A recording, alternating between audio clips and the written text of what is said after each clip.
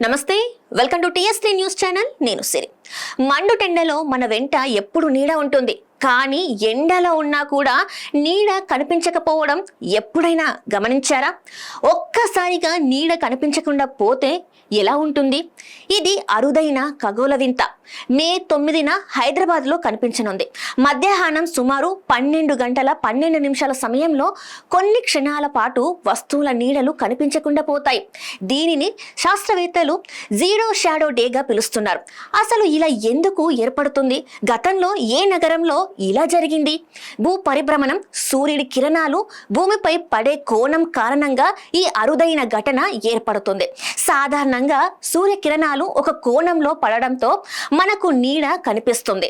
కానీ సంవత్సరంలో కొన్ని ప్రత్యేక రోజులలో సూర్యుడు భూమిపై ఉన్న కొన్ని ప్రాంతాలకు నేరుగా తలపైకి వస్తాడు. ఆ సమయంలో సూర్య కిరణాలు సుమారు 90 డిగ్రీల కోణంలో నిటారుగా పడడంతో నీడ వస్తువుల కిందికి చేరిపోతుంది. దీంతో నీడ కనిపించకుండా పోయినట్టుగా అనిపిస్తుంది. కర్కటక రేఖ, మకర రేఖ మధ్య ఉన్న ప్రాంతంలోనే ఈ దృశ్యం కనిపిస్తుంది. భారతదేశంలోని అనేక నగరాలలో ప్రతి ఏడాది ఒక్కసారి లేదా 2 సార్లు ఈ జీరో షాడో డే కనిపిస్తుంది. ఈసారి హైదరాబాద్ లో ఈ వింత చోటు చేసుకోనుంది. అయితే గతంలో ఏప్రిల్ 24వ తేదీన బెంగళూరులో కూడా ప్రజలు ఈ అరుదైన దృశ్యాన్ని వీక్షించారు.